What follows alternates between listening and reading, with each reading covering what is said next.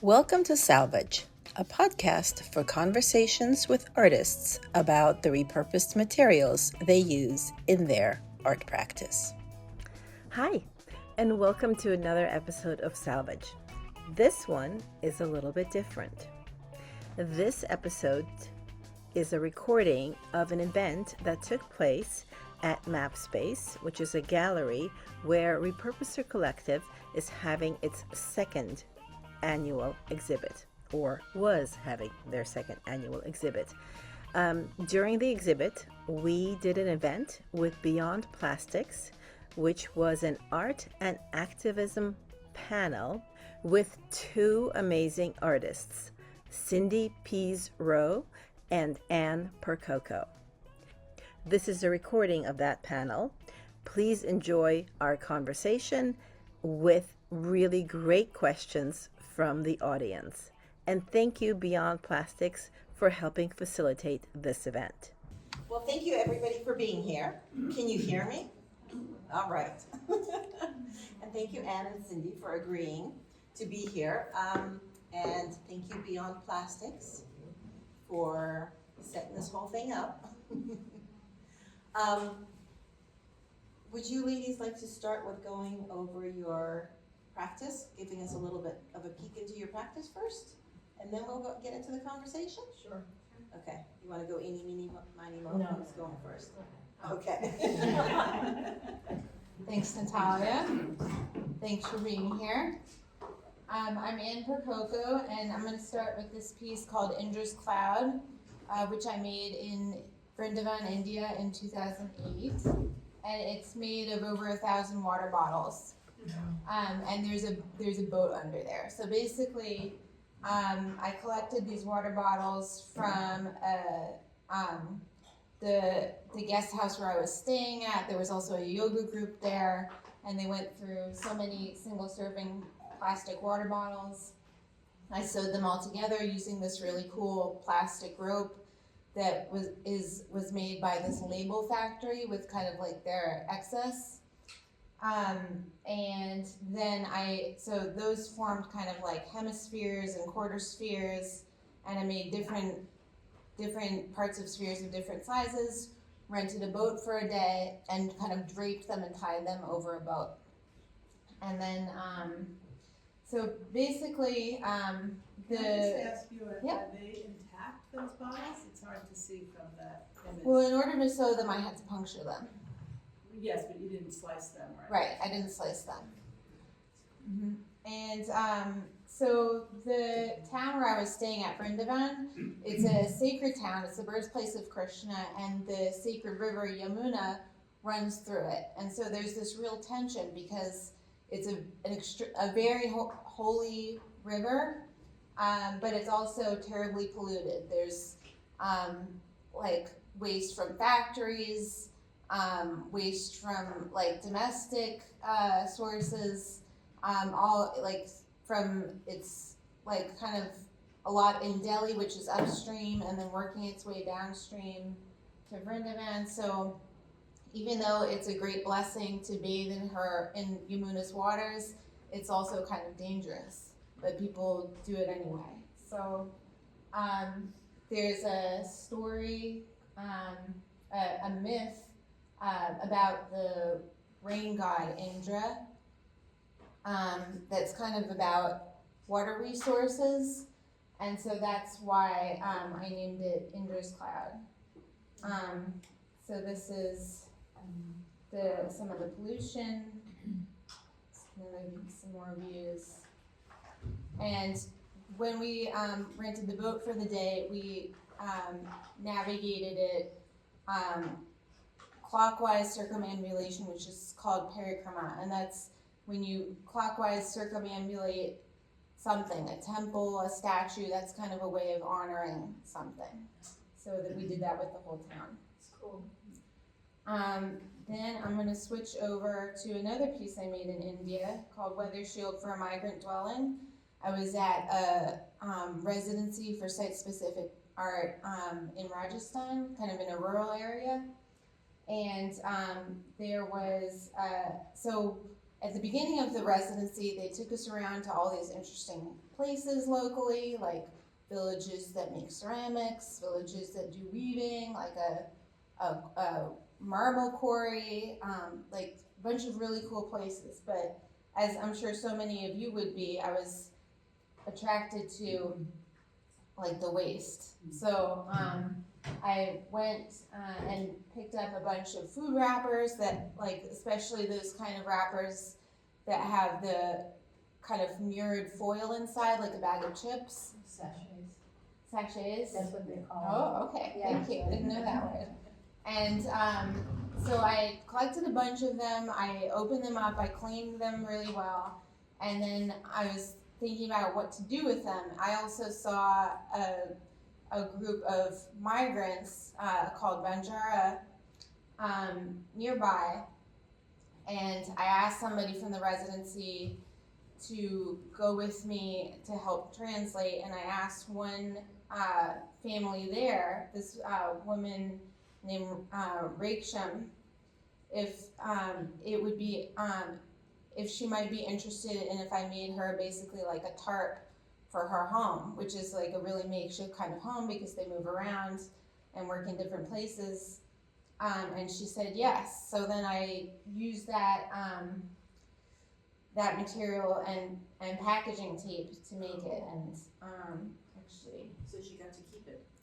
Yeah, so she kept it, and the people from the residency told me that they saw her still using it a year later. That's great. Yeah. So it's useful because it's waterproof, and also it reflects the sun. So, and it's very hot there, so I think it keeps the inner living space cooler.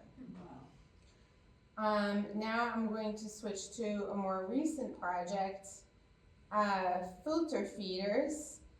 And these are made to look like oysters. They're obviously layered, different types of street trash that I picked up near my home.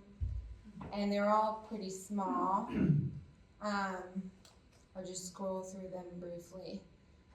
So I'm sure you guys know that oysters have an amazing ability to filter the water, and they provide that ecological service, but through over-harvesting, the population's gone, way down in the Hudson River.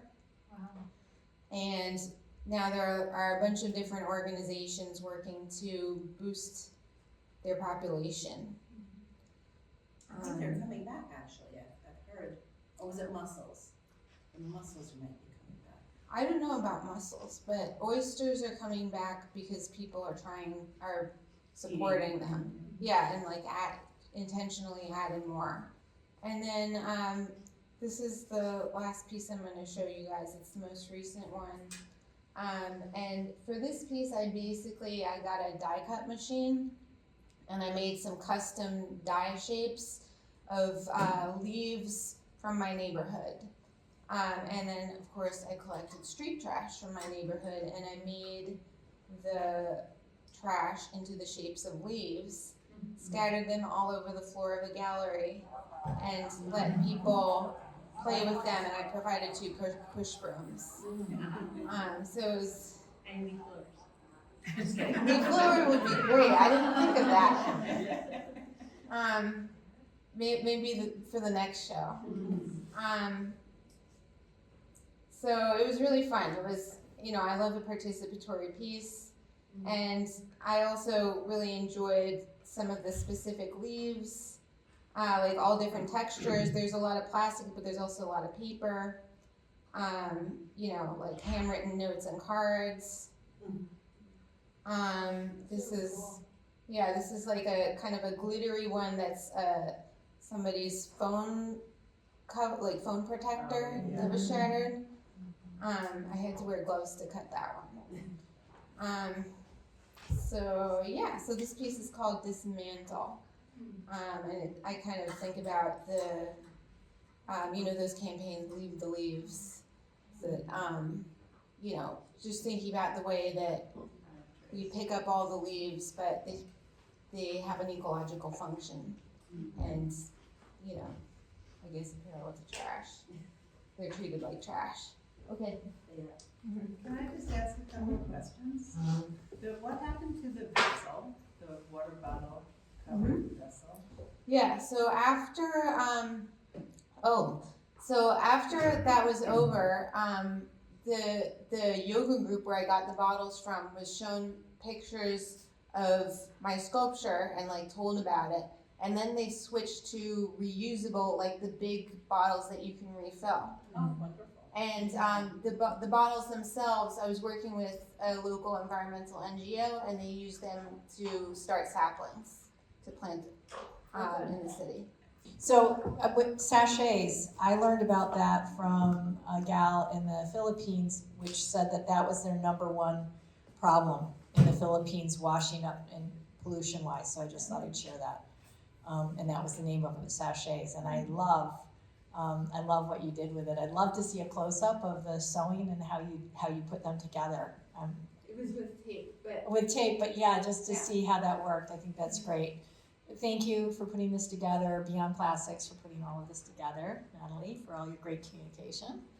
My name's Cindy Pease Rowe, and I have been working with marine plastics that get picked up off of the beach for the last 15 years, which blows my mind. I can't believe I've been doing it that long. I started working with it, as I think a lot of us, I found it on the beach and I brought it back to my studio and I made a wreath out of it, and I really enjoyed working with it, as a contemporary modern material. It's really interesting in the studio to work with it. And so 15 years later, I do large-scale sculptures with it, among other things. And I thought what I'd do is, in addition to doing my own work with it, I started a nonprofit called UpSculpt, and that's the combination of upcycling and sculpture.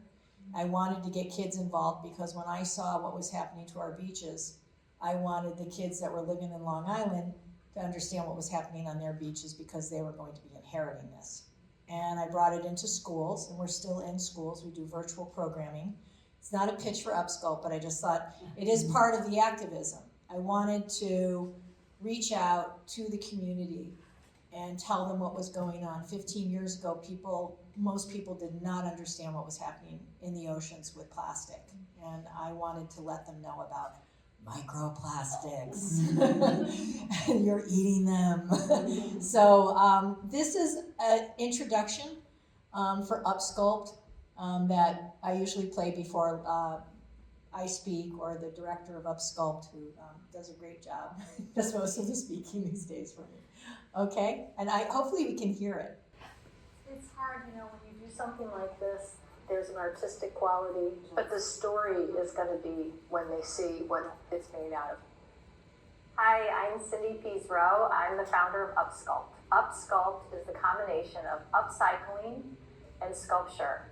Upcycling means to create something of value that has no value. In our case, we use marine debris that we pick up off of the beach. It's been really a focus on using the ocean plastics in my artwork to tell a difficult story about what's going on in the ocean today. It's really important, again, as an individual, that you understand that if you drop something when you open up your car door and it flies out, plastic travels hundreds of miles over the land. So it ends up going and flying into these rivers. Beach Brigade, Cape Cod National Seashore. There's things you are not going to expect too that you Coastal wow, studies. I can't believe that's washing up. Pens, markers, there's cutlery, there's bottles, there's lighters, there's straws, all kinds of things. Bullet casings, hairbrushes, ropes. Plastic doesn't go away. It degrades into smaller and smaller pieces called microplastics. The animals actually eat the plastics as opposed to their own natural food, and it's filling them up, so they don't understand that they're actually not getting any nutrition. So a lot of them starve to death. When I see the damages that are being done, First to the school world, project I ever did. I think so many people think that this issue is out of their reach. It's a really big issue, and it's overwhelming for a lot of people. But really, I'm literally just an artist who was walking on the beach who saw this plastic and went home and made a wreath out of it. And from there, it just snowballed and went on and on. tarpon, North Atlantic right whale, abstract work, heron, peace out. This shark is Sugar, also known as Mama Shug. She is a 14-foot great white shark that is in front of the Herring Cove Beach House at the Cape Cod National Seashore. And everything that she's made out, 100% was picked up off the beach, came in from the oceans. Here we have marine upholstery. Marine upholstery is another big thing I find all the time on the beach. And these will also be really good for the sculpture because they are designed to be outside on a boat for many, many years and not degrade. So I will be able to use this with the sculpture. We find a lot of this. So here's the bait bags, and but you won't even know it. The underside of the boat cushion. This is insulation here. This is siding. You know, the plastic siding on houses right here. Of course, this is what we share. Right, that's exactly right, a chair. Here's another little straw story down here. I like it too, it's so pretty. So cool. Right, all of that. This is also. Oh yeah. We can all look for ways that we can individually help. It takes a village. I had people helping me all along the way, people who volunteer in the studio, they do beach cleanups, they bring me things. In working with ocean plastics, I realized that I wanted to get children involved so that they understood what was going on. I'm hoping that while I speak to all of these kids here in China, that some of them will come up with some really great ideas. And we'll get out there and get some of that plastic off the beach and start making some really wonderful stuff out of it. They wouldn't let me near the beaches. It really all stems from an extraordinary love of the natural world. And we as artists have to all individually do what makes sense for us to do. It's a natural, organic thing. My artwork comes from my heart, and I do it to address this issue the only way I know how. It's okay to pick up after other people, folks.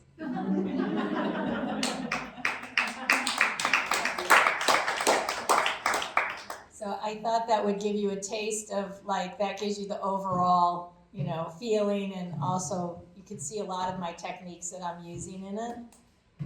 And if you're interested in seeing more, you can go on the UpSculpt website to the gallery, and there's a lot of videos, including one of how we built out the 26-foot giant squid that's at the Cold Spring Harbor Whaling Museum. So it's fun to see the process. If you're interested in it, there's a lot of information there. Both of you make such fascinating work, but when you're picking up trash on the street or on the beach and you encounter people, how crazy do they think you are? What kind of conversations do you have? I can answer that. If you go to like 13, 14 years ago, I was in the local natural food store, and I was sitting next to a mother and her child, and she was talking to somebody else. She said, I saw this woman out there. She was picking up this trash, this crazy lady, blah, blah, blah, blah. And I was like, okay, that was me, right? And now, 15 years later, it's a different story.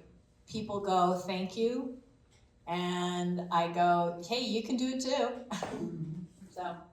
Yeah, I guess when I'm walking around my city, keeping my eye out for good trash, and I see something, I usually just kind of wait until there's a quiet moment to catch anybody's eye. They don't have to wonder about me. I know, it's really weird. You're like, Yeah. This is really cool. Yeah, my beaches are pretty deserted, so I don't have that. Like, I don't have that issue as much as there's like a ton of people around, and but usually people now know, when they see the coming off the beach, they understand what's going on. As opposed to, I think it's harder on the street.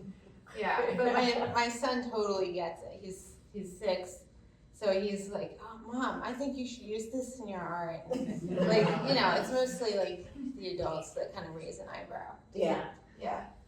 Yeah, I walk in the suburban woods over here, just off of 95, and I carry a bag with me to pick up the trash, and I keep waiting for somebody to ask me, what's in that bag? Because people see me picking stuff up, but nobody ever asks. I'm kind of Although one time I did strike up a conversation, and it was Christmas week, and the woman was like, "Oh, I'll pick up some trash too. It's Christmas week. It's a good week to do it."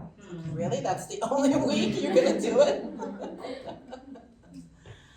When you, especially you, Cindy, since a lot of work that you do, your sculptural work, goes outside, how does it hold up to the weather? It took me the shark was my first really outdoor sculpture, and I had to figure it out. So I went through a series of coatings on it that didn't initially work. So I had to find a coating that had the UV protection, because as everybody here knows, plastic degrades in the sun. And so I knew that it would have to hold up to that. And just protect it in general. So I ended up using an automotive coating. But prior to that, I tried like a marine varnish. I have a sailing and marine background. My brothers are boat builders and wooden boats and things. So I varnished, and I did. So I went to what I knew. And what happened is when it went down to Provincetown and we installed it, within a couple of months, it looked like it had gangrene. It just like started peeling off, and I was like, oh my God, this is so bad. Like, it's unfortunate because it's so pretty, you know, the blues and all the different colors, and now it still has it. So we went down and we scraped it as much as we could off of it, and then we coated it with an automotive coating, and that's holding up brilliantly. I think it's been almost 3 years that it's been up, which is wild, and it is holding up. So that's the secret. Yeah. Automotive coating, got it, everybody? Thank you. Do you do any work that goes long-term outside? Not with those kind of materials. Yeah. With natural materials, I've seen some of that, right? I mean, I had a piece that it was out for maybe a year, but that was made out of wood.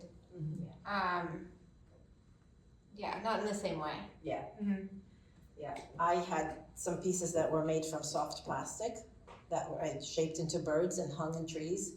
And 3 months later, I was on my hands and knees picking up little shreds of plastic. Yeah. Because they just started degrading. Yeah, I mean, my biggest fear was, you can imagine this shark is in front of Herring Cove, and you look over and there's the Atlantic Ocean right there. And if it started degrading, it would be like blowing right back into the ocean again. So, Yeah, no, it's exactly, I see other artists online making sculptures out of sea plastic essentially, and I wonder about that. I don't know.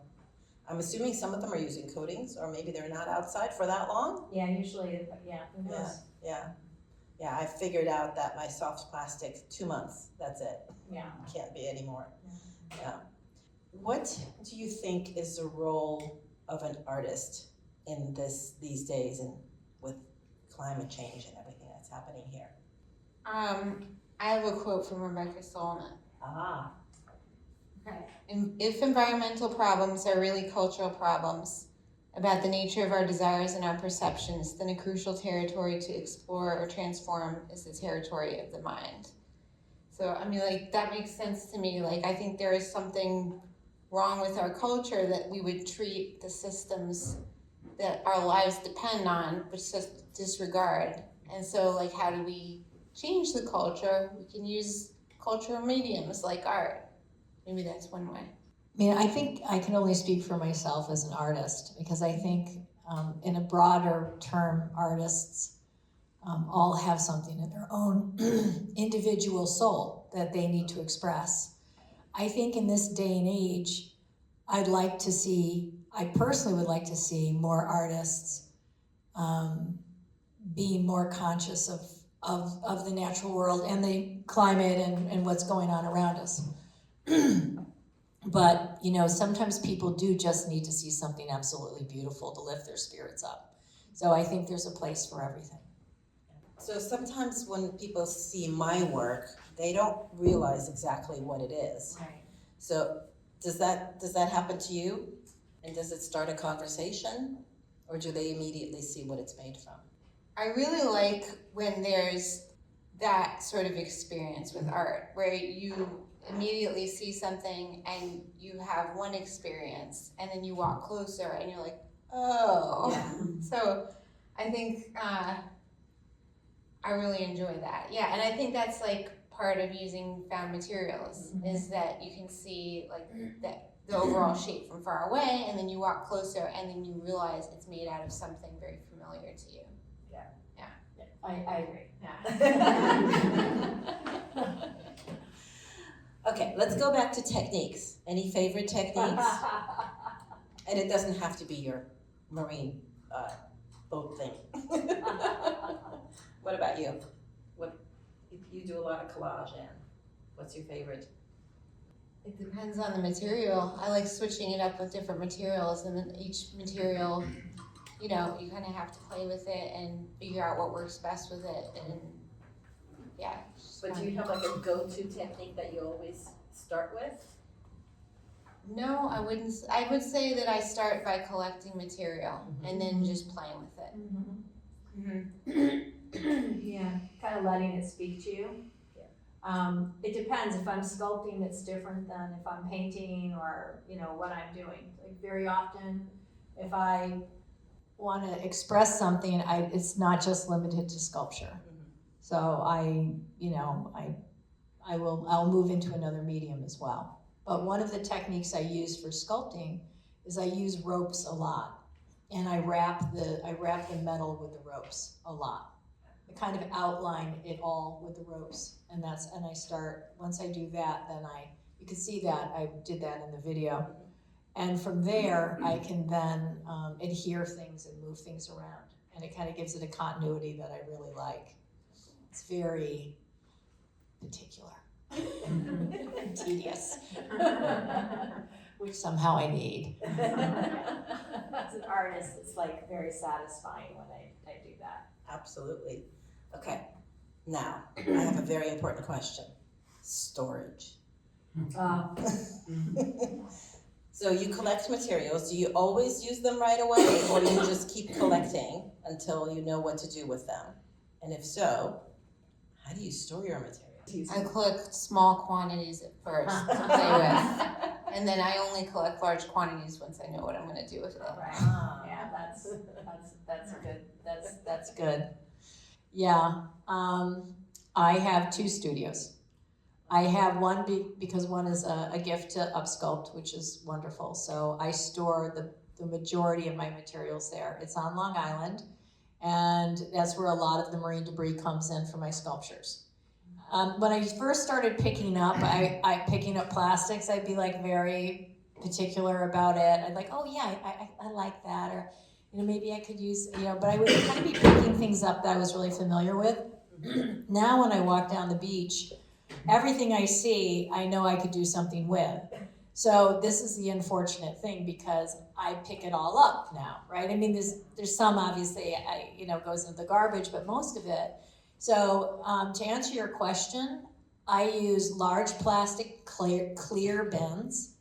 We, because I have volunteers and I have assistants that work with me on this, we have sorting days, okay? So you could walk into the studio and you'll see there's bags that have been dropped off. Friends have dropped it off, cleanup groups have dropped off big bags. They're filled with all kinds of garbage and Mylar balloons and all kinds of stuff. And we'll put them all out and we start sorting them. And we sort it by color, we sort it by shape, we sort it by items. And we have bins, large bins for the larger things. We have the medium-sized ones, smaller ones. It's a lot. Yeah. It's. I have shelving across, a whole side. And then in my studio in Connecticut, I just built in really nice big shelving unit that can hold really big bins as well. Because I swore when I moved up to Connecticut that I was not going to do that. I'm not going to bring plastic up here. And now I have a lot because I was like, I can't stop working with it. So, yeah, it takes a lot. It's a huge amount of storage. Yeah. And then what I will do is if I have a large project like the squid, We put a call out on Instagram, on our Instagram stories, asking for people to look for pink, red, and orange plastics. So like, because I knew I wanted to like have it be this very vibrant piece, and I got a text from a gal that I knew, and she said, hey, I just found this large orange traffic cone down on the beach, can, you know, one of the big traffic cans. I'm like, oh my God, thank you. And she dropped it off on my back porch. So I'll come home sometimes and things will be on my back porch. And, you know, there'll be buoys or there'll be somebody's dropped something off there. And that was the base for the squid. So that's also how I'll get certain things that I need, is I'll put a call out for them. Yeah, the community is great for that. Yeah, we Definitely. have a great community, Definitely, yeah. really good community. Okay, what about cleaning your materials before you use them? How do you do that? With the weather shield, the sachets, I had 3 tubs of soapy water, and it went from dirty, kind of dirty, to clean. So just one after the other, because they were pretty oily. Yeah, oh yeah. I think for dismantle and the oyster, the filter feeders, I just tried not to collect trash that was too dirty. You know, like after it rains and then like 2 days later is a really good time, because things have kind of been washed, but then it like kind of like paper kind of smushes together, kind of, and in a really interesting way, and then it dries like that. So it kind of looks like handmade paper or something. Oh, cool. It's similar, yeah. Yeah. It's a series like of washing things. So yeah, I have to wash a lot of stuff before I use it, especially like the fabrics and things like that. So yeah, kind of have to clean everything up. I just use soap and water, same thing. I have like a big pail that's separated, and I just put it in there and I stir it around like that. And then I go back, I'll be doing something in the studio, and I come back and I go like that. And I kind of do that all day, and then move it like a cleaner batch, and then, you know, if it's not clean, then, you know, it's crazy. You're like, it's a lot of work to prepare these materials before I sculpt with them, and I'm sure before you use them in your artwork. Yeah, it takes a lot of time. What would you say to an artist who is, let's say, traditional media artist, and they're intrigued by these weird trash materials? How would you say they should get started? I guess I would just, whatever you're interested in, you know, like if you see something that you like the color, you like the shape, you like the texture, just, you know, pick it up. But there are so many benefits to working with found materials. Like, it's like whatever the piece was in its previous life becomes part of your piece. That kind of aging can be so beautiful, and that becomes part of your piece. And it's also free. And that's also very good for having a sustainable art practice. Huge. Absolutely. Yeah, huge. I mean, you're not paying for materials. It's amazing. You know, somebody who's doing oil paintings, I mean, it's expensive. One tube of, you know, really high quality oils can cost anywhere from $15 to $50 depending on what you're doing. So it's pretty cool that it's free. I like that about it. Any questions from the audience?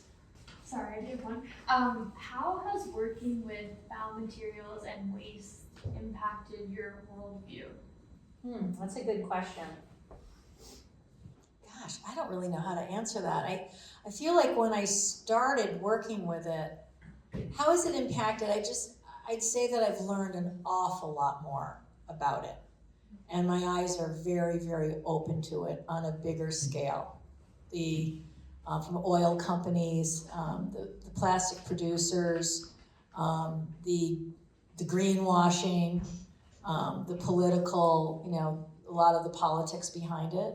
I think that's, and then also in doing it, it's also expanded my view of, in my case, the oceans and a lot of the other damage that's being done in the oceans, overfishing, the entanglement issues, and all of these things, the ghost nets, and it goes on and on and on. But I have to say that probably it really politically has expanded my mind in terms of understanding globally what's going on. Yeah. You brought up value in your talk in the beginning, and I think that's like the main thing for me. And it very well may have come out of working with found materials, just like the idea that our culture says that certain things are valuable and certain things are not valued, but it is so easy to find value in these things that people think are worthless. And just like questioning that, it got me interested in like junk spaces, like vacant lots, or like weird, corners in buildings that are kind of like, where dust collects. And, I have a long-term collaboration with another artist, Ellie Irons, about weeds. So yeah, just to always be questioning, like, where can I find value in something that most people think has no value? Yeah.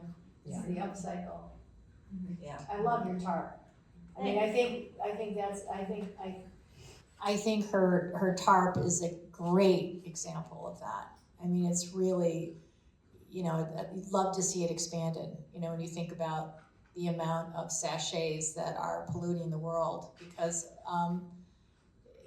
third world countries, they buy things in small packets. They can't afford to buy things in larger packets. So if they need a Tylenol, they're gonna get 2 Tylenols in a little packet. That's how it was explained to me too, why the Philippines have not that Philippines is third world, but Philippines has a huge, huge issue with it. It's their #1 marine plastic pollution issue. And I just think finding a use like that, which is great. I mean, I love that idea. I just think it's amazing. The ultimate upcycle. Yeah, and that looks really cool too. Well, yeah, there's people who are knitting or crocheting plastic bags into sleeping mats for homeless people, unhoused people. And I've actually even seen somebody collecting old sleeping bags and make them into coats and sleeping bags all at once. Oh, yeah. Yeah, yeah. That's good. So there's people innovating everywhere. It's wonderful. Yeah, So, it is. pet beds, yes. Yeah, that's great. On the subject of the tarp, I was wondering, because the person was making the tarp a year later, did it catch on with other people in that community? Like, oh, good idea, I'll make my own tarp? Or was it too hard for them to kind of like piece them together, or what happened? I didn't hear about that. I mean, I didn't stay there for that year. It was just through, another artist that I was in touch with, and they didn't mention anything about that. But I did leave Rachel some rolls of packing tape in case it needed repairs or something.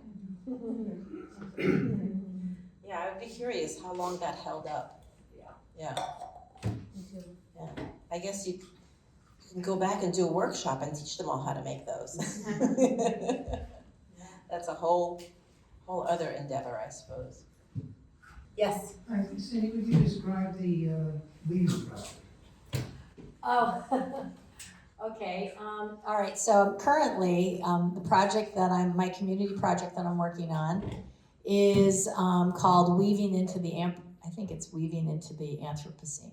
And I've built a loom that's about 6 feet by repurposing the base of a flat file. And then I had a friend build the loom parts, and I got these jewelry hangers that kind of hold on to the coated chicken wire that I'm using. And I'm creating a fabric, basically, from marine plastics that have been picked up off the beach, mylar balloons and ropes and fabrics and things like that are cut into strips. It's currently at the Parish Art Museum in like the education section, with a show with artists that are addressing ecological issues on Long Island, and I'm one of the artists. So they're allowed me to put the loom up to get community members to come in and weave. So we've got these 2 big boxes of ropes and mylar balloons and all these strips and everything, and people come in and they weave on it. So we're creating fabric, right? That's probably why guys like, oh, I love this this idea. We're creating fabric, but you guys, this fabric is not like, it's not like that. It's like coated chicken wire with like ropes and all kinds of crazy stuff. And it's great because it's people of all ages and the kids are down at the bottom. They can't get up high. You can see that they're like, they do it, and it's all loopy and it's all crazy. And it's really interesting what's happening. I'm asking people to send me like 5 words of to describe the ocean today, and to send selfies of them working on it. And this is just the beginning. The loom is going to go to a couple of other venues this summer, and then also it's going to end up going into New York for the Climate Week. And so it's going to move around. I'm collecting it to do a very large sculpture. So it's ongoing, and that's what I'm doing. So thanks for bringing that up. Yeah. Yeah, it's really fun. And everybody loves doing it. Everybody can do it. You know, it's not, anybody can do it. It's fun, yeah. That's funny. I have a weaving project going on at the Katona Library, about an hour away from here. Oh, good. Yeah. We're weaving single-use plastic into I think it's a rabbit netting or something like that. Yeah, and it's outside, and the strips are there, and people are. They're doing it, right? They're doing it. Yeah, It's really it's wild. So this is a question for Anne. It's not to do with plastic pollution, but your seed project sounds incredible. Can you tell us about it? Thanks. So it's called the Next Epoch Seed Library, and Ellie, who lives in Troy, by the way, we've been doing it for 11 years now, and it's a seed library for wild urban plants. So like those, and we're specifically interested in plants that are growing like in a self-seeded way in sites that have been impacted by humans. So cities definitely, but also like Superfund sites or traffic median or former agricultural fields. We typically for an exhibition will make a special collection from the vicinity of wherever the gallery is, and we'll put it into little seed packets and make the seed packets available for people to take. And we also sometimes do workshops or walks. We have some curriculum materials and available on our website. We have some zines and pamphlets and stuff.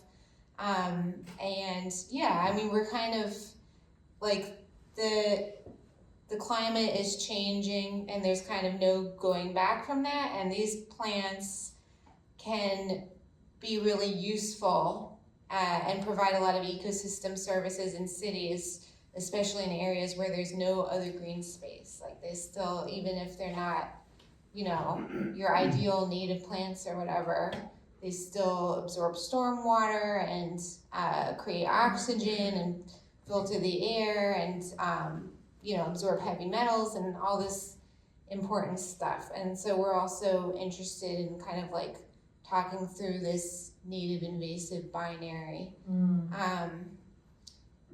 Thanks for asking. Yeah, no, that's wonderful. Yeah. Very complicated, yeah. Yes? Two questions. One is, what inspired you to start using trash and marine debris? And maybe you can explain like what that was like. I don't know if you were using other mediums before, but the next question is, it sounds like you're very knowledgeable about the science aspect too, because you're talking about microplastics and the filter feeders. Where do you get your science information from? I think I became interested in using found materials in my first sculpture class in college. It was kind of organized around different materials. There was like cardboard and wire, and there was plaster, and there was wood, and then the last one was found materials. And I really enjoyed that one, so it kind of like launched me. And let's see, what was the second part of your question? Oh, where do you get the science from? I think that, I just research stuff online, or read books, talk to other people. Yeah. So I grew up in a household that repurposed everything.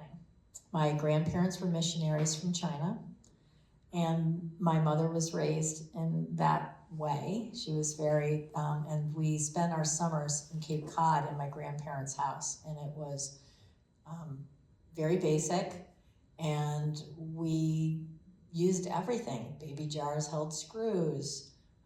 It's how people did things, but we really probably to the extreme, and we saved water because the septic system was always full, so you couldn't waste water. So I grew up from the time I could walk, really saving things and repurposing things. And I think that was a huge, huge influence on me. And I could, when I see things I can make out of them. It's a very natural thing for me when I look at something. I go, oh, I can see how I can repurpose it or reuse it. And then, secondly, sorry, mine like a sieve. What is the other thing? Science. When I first started finding the plastics, I went and researched somebody who knew something about it. And I went and I found Rachel Miller of the Rosalia Project, and she was doing a talk. You guys probably do know about her. And she was giving a talk at the Mystic Seaport. I went over there and I listened to her. And then I suggested that she should have an artist on board her boat, for artists in residence on board her boat. And I did that. I went on her boat and for about 3 days. And I really got an education, a huge education.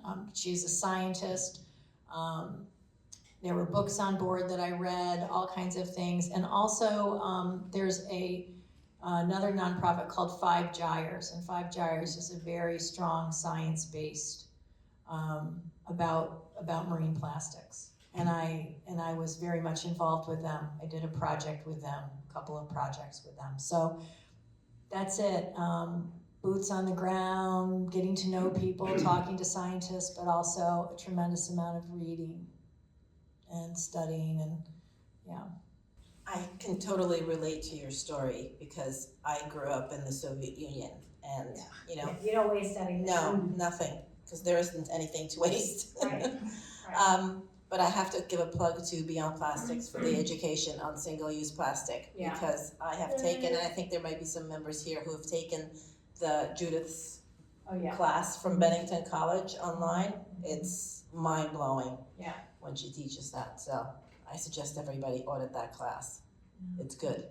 I might have listened to this because we came in a little bit late, but do you work at all with the schools or for people who aren't artists, especially for kids? Do you teach or could you teach community and school about how to do this? Yes, I can answer that. Absolutely. Yes, so we as UpSculpt, the nonprofit that I founded, the big part of that is to going into school systems and to be able to, and we've done workshops. Now we've changed over the years, and most recently just because of funding and that sort of thing, we have virtual. So you can bring us in virtually to talk about it, and then also to do a demonstration.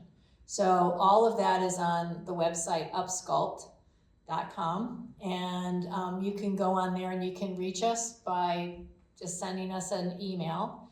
And Brianna Sanders is the Director of Public Outreach and Education, and she will get right back to you, and I see everything that's going on. And we go into museums, we go into schools, and we do it virtually, so it's affordable. We just did a series of workshops for the Change Makers program, which is down in Brazil. So we've done stuff internationally as well, okay? We do Girl Scouts, we do Boy Scouts, we do everybody. But the whole idea is to educate people, get their hands on it, working on it. So that's a big part of it. And it all goes back to UpSculpt. All of the funding goes entirely into the 501c3. Okay? Thank you. Do you do any teaching, Ann? No, but I've done like one-off workshops. Yeah. I think a lot of artists, myself included, do. I have a monster on my hands now. We do school workshops and community workshops. Many of us do that. Libraries. Yes. Libraries Yes. are big. Exactly. Yeah. Do you think the stuff you find is residual from past ocean dumpings, or is it like new stuff? Oh, I love this question. Yeah, it's a great question. Where does it come from, right? Yeah, that, just wondering, I mean, we all know storms churn things up and. Right, well, okay, here's the quick skinny on plastics in the ocean, and particularly where I live, which is on Long Island. And on Long Island, which is got Long Island Sound in between us, right, and Connecticut. And Connecticut's got a lot of waterways, big rivers that come down and dump in there. But the whole eastern seaboard, if you think about it, has a lot of rivers, a lot of different things that come into the eastern seaboard. And the plastics, what happens is plastic can travel over 100 miles on the land. So if you open up, if you've got I always like to use this example, you've got a to-go coffee cup and the plastic lid flies off and you're in Hartford, right? That plastic lid can actually make its way down into Long Island Sound. And in the wintertime, when the wind blows out of the north and the northwest, these plastics are now in a current, in a stream that's going in, and the tides go in and the tides go out. It can actually get blown onto my shoreline. And we have a lot of plastics. So to answer your question, a lot of it comes from, at least locally, it's coming from the land, but it's coming from much farther away than you might think. And it's making its way into the Essex River. It's making its way into these different rivers, and then it comes down and it gets into these currents. And it could travel a long time in these currents. You might not even see it. Plastics can travel in different depths depending on their weight, their color, what kind of plastics they are. And they can degrade at different times. So does that help answer your question? I'm just curious if they're still allowing ocean dumping in this country. I think that they would, if it's happening, no one's gonna say, yeah, we're ocean dumping. I don't think it is, no. So it's landfills. No, but a lot of the plastics in the oceans really, are coming from the land, but also in Asia. Like India has huge issues. There's massive rivers that come in, and it gets, once it's in the currents, it goes around the world. I mean, we don't really necessarily see a lot of stuff from Japan, washing up on our shorelines here, but it's possible. Well, my wife's an environmentally conscious artist. We were on the beach in Florida the morning after a storm. She picked out over 300 water bottle caps, out of seaweed that scoured the bottle caps onto the shore. And I'm thinking, where the heck does this? Is that coming from? Yeah. Yeah, I have that question a lot too sometimes when I see a flood of, to be honest with you, tampons that wash up on the beach, and you're like, where is this coming from? Some kind of septic thing has overflowed. A lot of cities have the combined sewer and something. Storm drains, yeah. Right. Yeah, so when there's a big storm, it doesn't stay separate. It goes together just into the ocean or river or whatever. Storm drains are huge. I have a question or a comment or a concern that I always think about. And I work on a small scale, and I so admire these large projects and large installations. And I think it's so incredible that we're, as artists, raising awareness and utilizing all this material. But then I also think about what's happening to all that material after we've created with it, I also think about like just my little studio, it's not that little, and all my bins and jars of plastic and all. And I'm not gonna live forever, someone's gonna end up, in my home, and what's gonna happen to all that stuff. And so sometimes I feel like a cross between I feel really good about working with this material, but at the same time, I just wonder about what ultimately will happen to all of these things once they're either just remain in bins because I'm not gonna be able to get it all, use it all, or to projects, really wonderful art projects and installations and things, but ultimately, you know, you're not gonna find a home for them endlessly, and what happens to all that material? I mean, it's no worse than what would have happened if you hadn't made the art, right? Then maybe you would be making art like out of oil paint or, you know, so Sure, acrylic is sure. made out of plastic, but that would be newly made and Well, is it something you think about, or is it just me?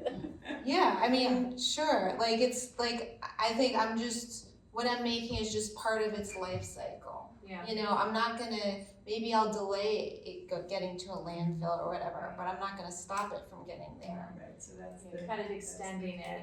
Yeah, that's why, you know, in that slogan, reduce before reuse. So, you know, I'm sure we all try to reduce where we can. Yeah, I think that's, you know, she said it, I mean, yeah, you know, I think what you're doing is I look at the education as high value. Yeah. So I think that you're not just repurposing and extending, there's high value in doing the work and talking about it with people. So showing it, talking about it, what is it made out of, these are the materials. All of my sculptures come with, I didn't mention this, all of my sculptures, the large ones, the public ones, and even the smaller ones, I've always done this, they're tagged, but the larger ones, they have like signs.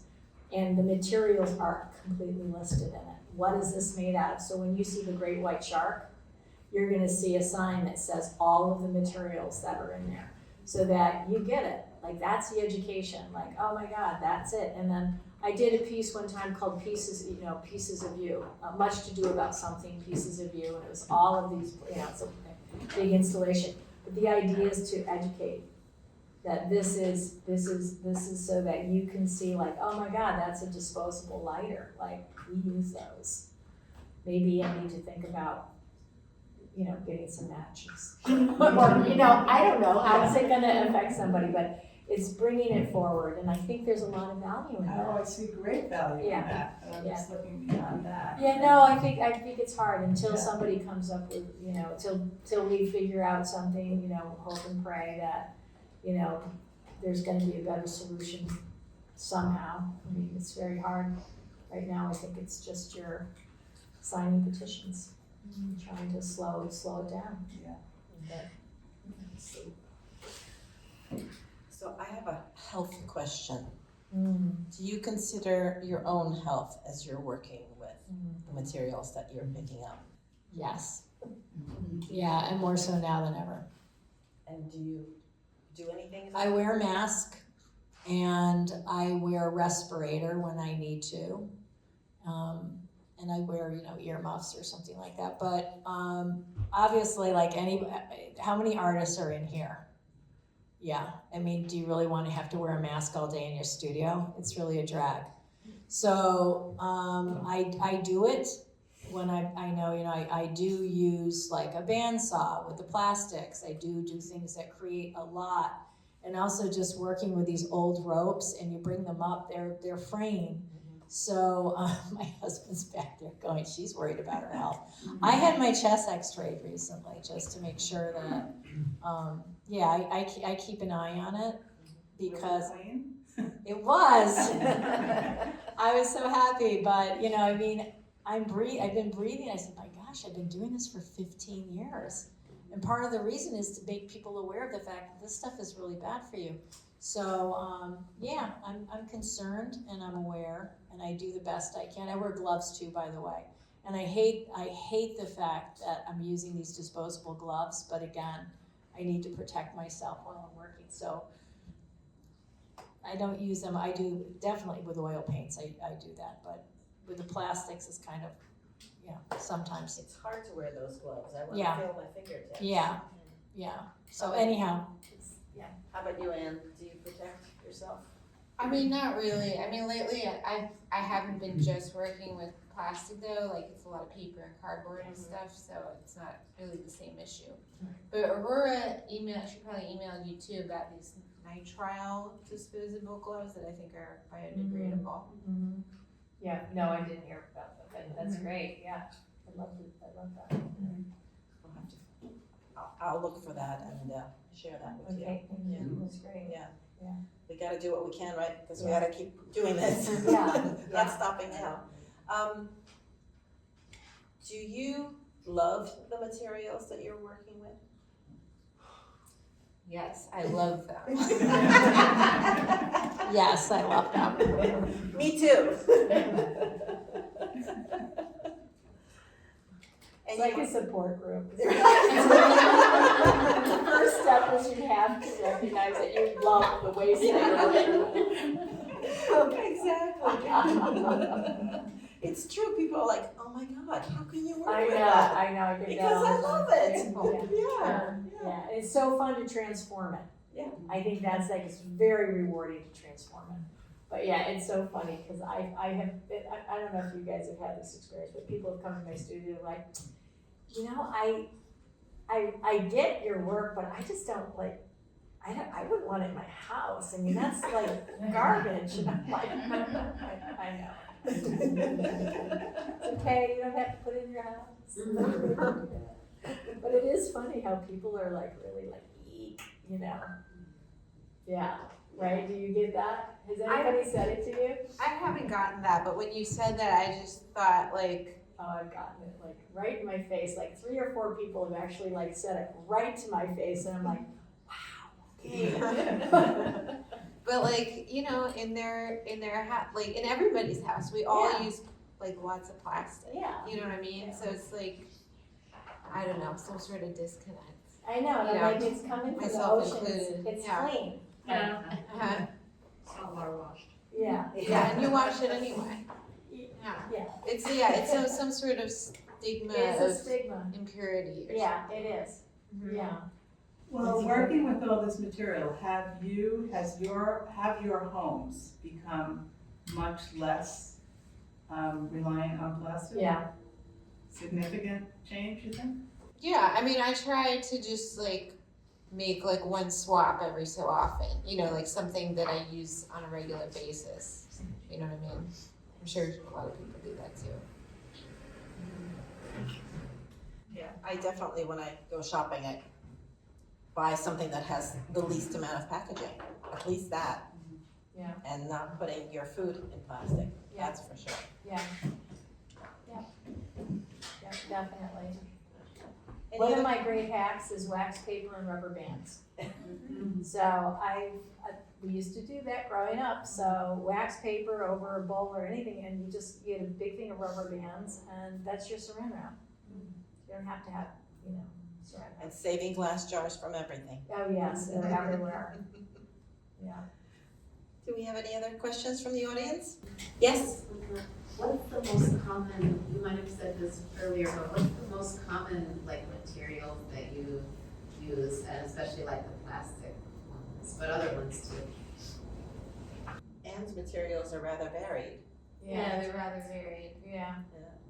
I use a lot of ropes. I use a lot of different kinds of plastics though too, so, yeah. What are the most common ones that people bring to you of the plastics? Oh, okay, I think that worldwide, to answer your question, shoes. Shoes. And the tobacco in a cigarette, the inside of the cigarette, the filter, that's a plastic. Yeah. So those are actually 2 things you may not think about that are one of the top 10 pieces of plastics, kinds of plastics that wash up on the beach. Yeah, that get picked up, but shoes are a huge one. Those Crocs, those flip-flops, those jellies, all of that stuff. Yeah, and the sneakers, and the tennis shoes. I get a lot of those, and I get a lot of those on Long Island. A lot. Yeah. I do use pieces of them, but you'll see that shark actually have a Nike sneaker right in front of the sneaker. It was a child's Nike sneaker. And I took it apart, and that's the actual snout, is the Nike sneaker, and I've got the things going like that so you can see it. I like to show the logos if I can. And if it's not too dominant, you know, I won't get sued. I'm too small to sue me, so they're kind of like, yeah, we'll let that sculpture go. But yeah, I do like to try and show it. That's what I like about the sachets too.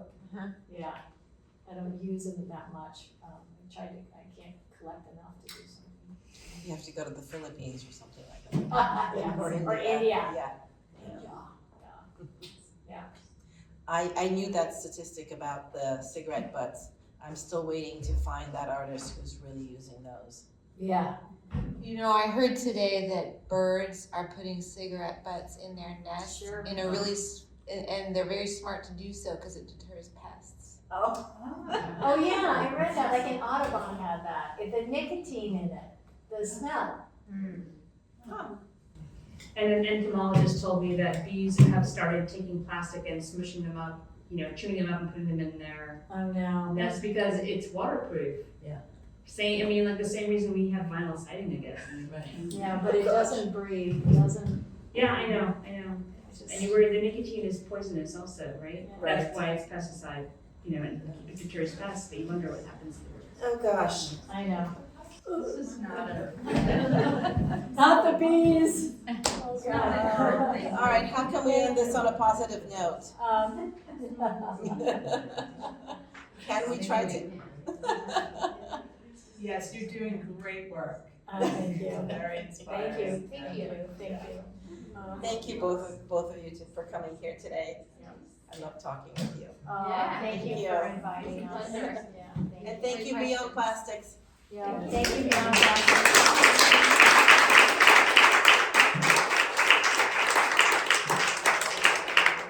So everyone take a look around at the art. It's all made from repurposed materials. It's the Repurposer Collective, and two of our artists are here, Mindy and Kate. So take a look, enjoy the art. Thank you. Thank you. This episode was brought to you by the Repurposer Collective with collaboration by Beyond Plastics. Even though Repurposer Collective artists are not only using single-use plastics, it is important for us to fight single-use plastic pollution, which is a major contributor to climate change.